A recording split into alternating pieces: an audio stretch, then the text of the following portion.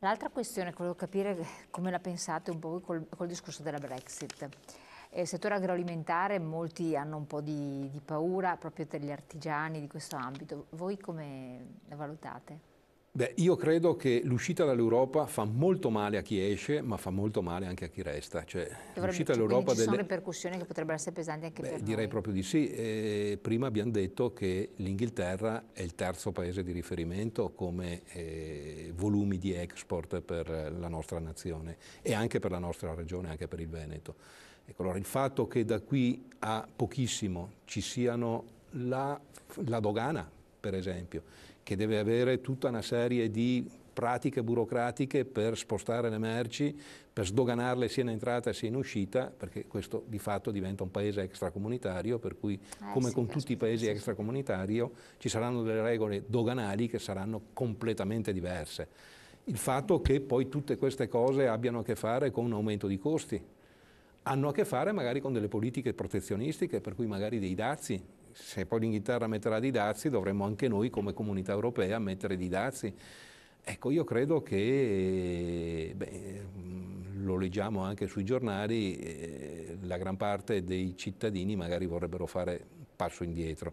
Lì è stata una vicenda, quella della Brexit, mal gestita sicuramente mal quantificata rispetto a chi l'ha proposta e con una cattiva programmazione poi di quello che a discendere poi doveva succedere, sta succedendo e succederà, e sicuramente è una situazione che fa molto male appunto all'Inghilterra che uscirà, ma fa molto male anche al resto dell'Europa, perché avere l'Inghilterra che era entrata magari in maniera timida, perché comunque loro avevano ancora la sterlina e alcune altre cose non avevano avuto un adeguamento come gli altri paesi che sono entrati a tutto tondo nella comunità europea, erano lì sempre un po' no, sulle loro.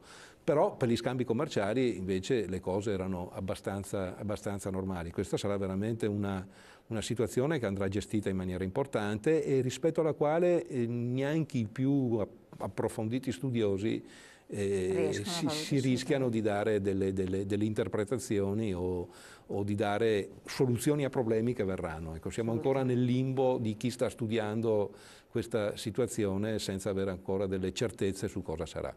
Leggo un altro messaggio, ma ci rendiamo conto che la crescita Italia è in mano ad una politica che non sa niente di mia? Non vista è atto la scelta facile combinarsi con la Cina.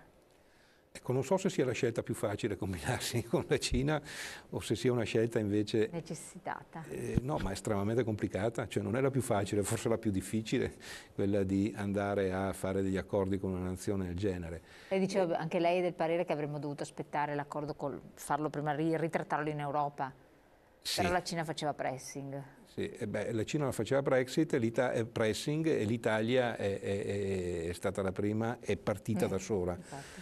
Lì si doveva sicuramente fare un accordo europeo, come abbiamo detto prima. È vero che l'accordo europeo era sulla carta e in itinere e in cantiere forse da troppo tempo e magari l'Italia, i nostri governanti hanno deciso di dare anche una scossa come Forse avevamo anche bisogno di un certo tipo la di si sta dando in risorse. maniera importante anche all'Europa, perché io credo che il mondo che rappresento sia estremamente europeista, ma anche estremamente insoddisfatto per le scelte o maggiormente anche per le non scelte fatte, forse di più per le non scelte che Infatti. sono state fatte e per una serie di contraddizioni di questa Europa che ha una moneta unica ma non ha un esercito unico, che ha una Adesso moneta vediamo unica anche ma le non ha una politica fiscale problema. unica, che ha una moneta unica ma non ha degli investimenti che a tutto tondo vadano poi a sostenere in maniera univoca tutta la comunità europea. Ecco, allora l'Italia che di questo soffre sicuramente credo che anche la reazione dei nostri governanti sia quella di dire diamo un elettroshock all'Europa, vediamo se riusciamo a sbloccare alcune situazioni. Tutti i giorni vado a lavorare come me anche mia moglie, per cui do il mio contributo e lo do anche alla mia azienda. Allora, perché l'Italia è bloccata? Di chi è la colpa? Dicevamo prima fuori onda, no? Sì, Che aumentano i risparmi, le persone hanno paura, non spendono. Ecco, questo per quanto riguarda il mercato interno. Allora, Banca d'Italia ha emanato da poco una informazione che poi è stata ripresa da tutti i media, che al netto poi del disastro delle due banche popolari, Popolare di Vicenza e Veneto Banca, la capacità di risparmio e i depositi dei veneti sono aumentati in maniera notevole. Non abbiamo mai avuto le casse così piene di risparmi come in questo momento. E questo nasce, a mio avviso, da una paura di spendere, proprio per una incertezza del futuro, anche per una politica che non sta dando segni di programmazioni a lunga gittata che diano una garanzia anche a chi poi deve fare alcuni investimenti. E dall'altra un po' che magari in questo momento già abbiamo le case piene di tutto, per cui un po' l'incertezza, un po' il fatto che abbiamo le case piene di tutto, la gente sta risparmiando sempre di più e spendendo sempre meno. E io credo che in questo momento, per esempio, abbiamo parlato all'inizio dell'edilizia, il miglior investimento sia proprio sulla propria casa, la prima casa, quella in cui si abita. Il piano casa regionale.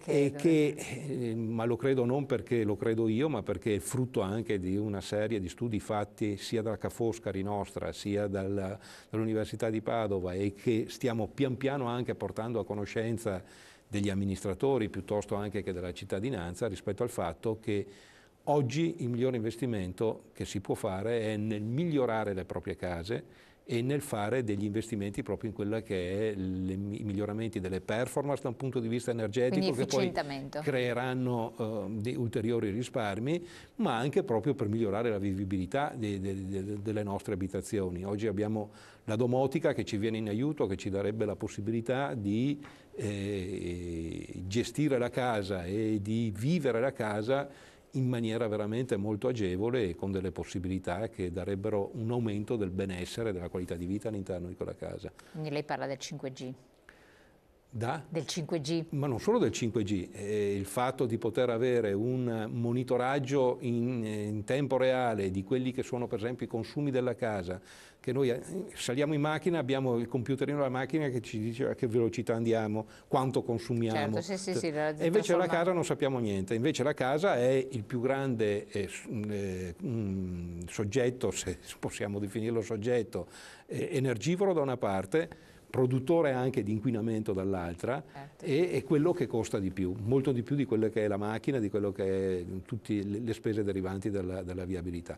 Il fatto per esempio di poter interconnettere i servizi della casa col proprio telefonino, dove accendo e spengo il riscaldamento, il raffrescamento, la climatizzazione da remoto, quando voglio io, il fatto che ci sia la possibilità di avere all'interno della casa che si accendono le luci solo finché c'è qualcuno nella stanza, quando esce le luci si spengono, il fatto di avere magari la possibilità di modulare il riscaldamento e il raffrescamento nella stessa maniera solo dove serve, dà la possibilità con investimenti anche minimi di vivere meglio quella casa e di risparmiare in maniera notevole, con attenzione per l'ambiente, per esempio nel recupero di un grande tema che verrà avanti sicuramente nel prossimo futuro, quello più immediato, il grande tema dell'acqua, per esempio il recupero delle acque piovane, certo, per rifornire gli sciacquoni di water, piuttosto che l'irrigazione del giardino, piuttosto che altre cose che non hanno a che fare con l'assunzione di acqua, ma soltanto per servizi, ma questo è uno degli esempi, ce ne sono. Ne parleremo ancora perché il tempo non abbiamo più. Parleremo anche del piano casa a questo punto regionale, delle moderne indicazioni, perché vi riguarda anche da vicino, però giustamente come si diceva anche prima bisogna che le persone lo conoscano, non solo gli addetti ai lavori ma anche chi può essere il possibile fruitore di questo, e quindi ci rivedremo anche a breve. Presidente, buon lavoro, grazie naturalmente. Grazie a lei. Grazie a voi di averci seguito e di aver partecipato con i vostri messaggi, noi ci rivediamo come sempre domani.